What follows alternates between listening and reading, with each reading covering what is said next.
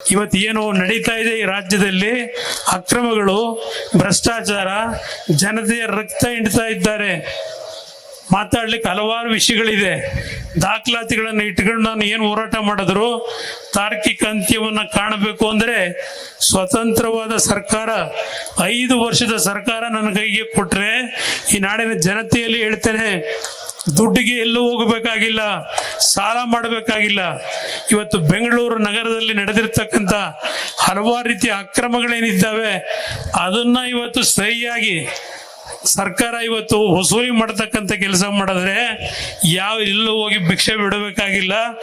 ನಮ್ಮ ನಾಡಿನಲ್ಲಿ ಕೆಂಪೇಗೌಡರು ಕಟ್ಟಿರ್ತಕ್ಕಂಥ ಈ ಒಂದು ಬೆಂಗಳೂರು ನಗರದಲ್ಲೇ ಇವತ್ತು ಸರ್ಕಾರಕ್ಕೆ ಖಜಾನೆ ತುಂಬಿಸ್ತಕ್ಕಂಥ ಅವಕಾಶಗಳಿದೆ.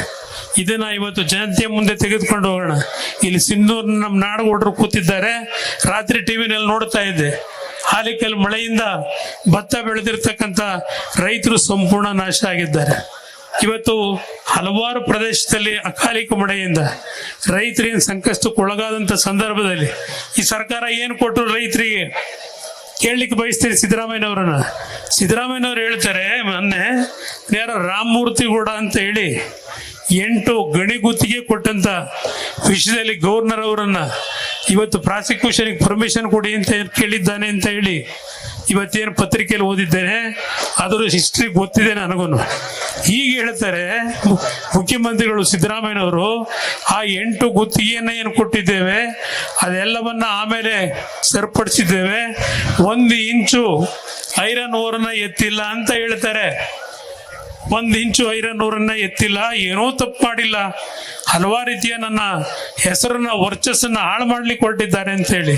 ಸಿದ್ದರಾಮಯ್ಯನವರೇ, ನನ್ನ ಮೇಲೆ ಪಾಪ ನಿಮ್ಮ ಅಧಿಕಾರಿ ಕಳಿಸಿ ಗವರ್ನರ್ ಹತ್ರ, ಯಾವುದು 2006ನೇ ಇಸ್ವಿದು, 2012ರಲ್ಲಿ ಬಿಜೆಪಿ ಸ್ನೇಹಿತರೆ ಹಾಕಿರ್ತಕ್ಕಂಥ ಕೇಸ್ ಅದು. 12 ವರ್ಷದಿಂದ ಆ ಕೇಸನ್ನ ನಿಮ್ಮ SIT ಇಲ್ಲಿಯವರೆಗೆ ಇವತ್ತು ಯಾತಕ್ಕೆ ಸತ್ಯವನ್ನ ಹೇಳ್ತಾ ಇಲ್ಲ.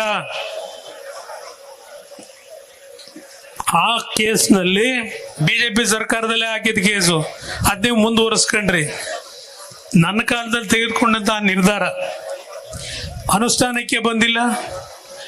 1 ಇಂಚಲ್ಲ, 1 ಇಡೀ ಮಣ್ಣನ್ನು ಎತ್ತಿಲ್ಲ. ಯಾತಕ್ಕೆ ಇನ್ನೂ ಅದು ಹಿಡ್ಕೊಂಡು ಕೂತಿದ್ದೀರಿ? ಈಗ ಹೇಳ್ತೀರಲ್ಲ, ನನ್ನ ಕಾಲದ್ದು ಆ 8 ಗುಣಿಕತ್ತಿಗೆ ಕೊಟ್ಟಿರ್ತಕ್ಕಂಥದ್ದು 1 ಇಂಚ್ ಎತ್ತಿಲ್ಲ ಅಂತ ಹೇಳಿ ಹೇಳ್ತಾ ಇದ್ದೀರಿ. ಸಮಜಾಯಿಸಿ ನನ್ನ ಮೇಲೆ 12 ವರ್ಷದಿಂದ ಇಟ್ಟಿದ್ದೀರಲ್ಲ, ನನ್ನ ಬಾಯಿ ಮುಚ್ಚಿಸಬೇಕು ಅಂತ ಹೇಳಿ. ಅದರಲ್ಲೇನಿದೆಯಪ್ಪ ಹೇಳಪ್ಪ ಜನಗಳ ಮುಂದೆ.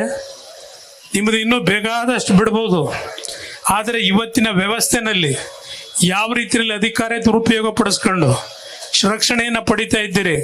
2 ಬಾರಿ ರಾಜ್ಯದಲ್ಲಿ ಮುಖ್ಯಮಂತ್ರಿಯಾಗಿ ನಾನೇನಾದರೂ ಅಕ್ರಮ ಮಾಡಿದ್ರೆ 5 ನಿಮಿಷದಲ್ಲಿ ನಾನು ಮಾಡ್ಕೊಳಕ್ ಆಗ್ತಿರ್ಲಿಲ್ವ, ಸರಿ ಮಾಡಕ್ ಆಗ್ತಿರ್ಲಿಲ್ವ?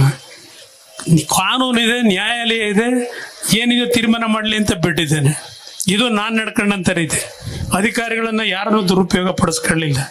ಇವತ್ತು ಜನತಾ ಒಂದು ನಮ್ಮ ಗ್ರಾಮ ವಾಸ್ತವ್ಯ ಕಾರ್ಯಕ್ರಮದ ಮುಖಾಂತರ ನಾಡಿನ ಜನತೆಯ ಜೊತೆ ಯಾವ ರೀತಿ ಇದ್ದೆ.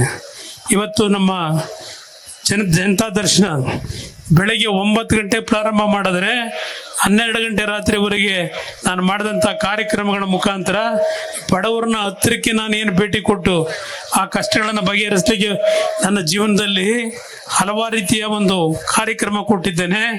ಇವತ್ತು ಜನತೆಗೆ ಇವತ್ತು ಹಳ್ಳಿ ಮೇಲೆ ಹೋಗಬೇಕು.